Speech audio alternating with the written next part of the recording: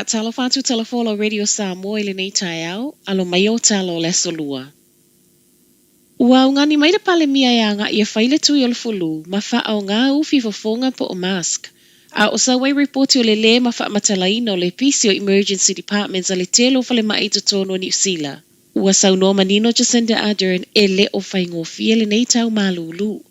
O le lua tau sanga taluai a o iai fainga talu ko vitele i eise fulu i tono ni usila. Ma o le afo isa tele ina no nofo i le fale, peitai o le uo whaatasi le COVID, ma le fulu ma o le to atele o tangata tau fia i fale mai, e mafua o na ua a fia le manava.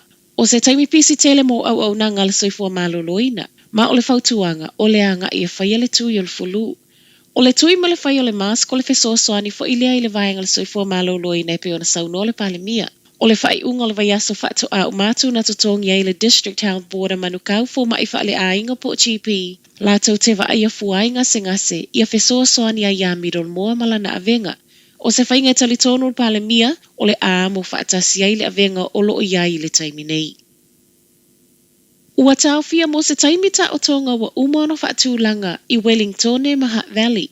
Whawa yaso lea wato e tu ua tuai i tua le telo ta o tonga na tu e whaia. Ma o se whai unga wa whaia le Capital Coast, Mahat Valley DHBs, ona o le pisi telo fale mai male ma walunga o le whai numeral au whai ngā luenga. Le whai ngā luenga, ma o se urwa i taimi lea wa vaayai lea ma walunga.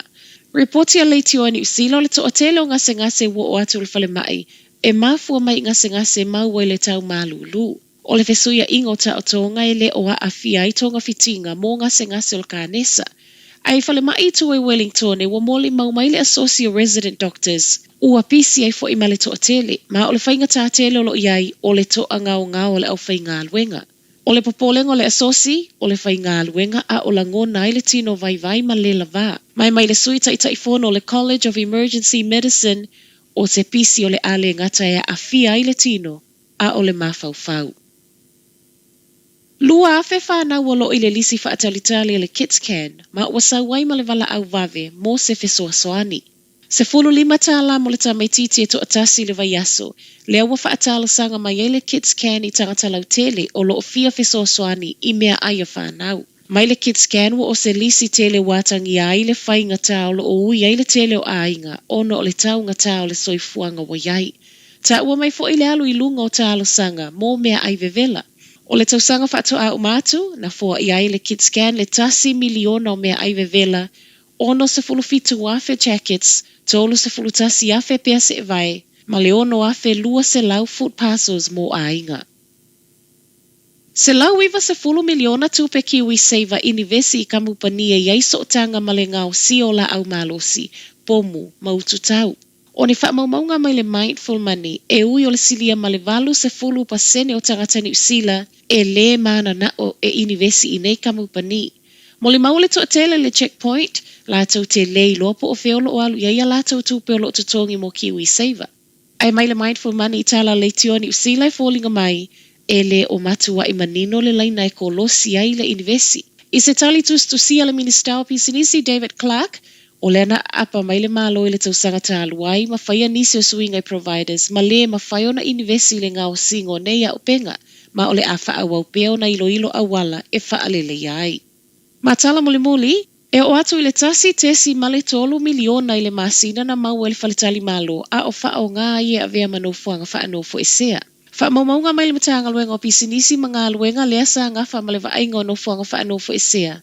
O lo sa waiala talata i le valu se lau miliona i totono le se fulu valu masina na wha alu i lisi. Tolu se fulu tolu whaletali malo na i oeina i le matanga luenga e wha o ngā umapotu. Whaia tanga a mea wha apema mea tau mawhai wha atolu i le aso mō pāse se taunu mai whafo na wha anofo e sea.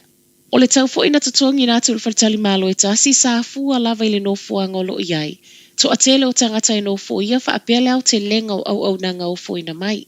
Tu whaatasingo whaletali malo i au kilani nā luai le 5 se lau, luas fuluiva tesi ma le 8 miliona.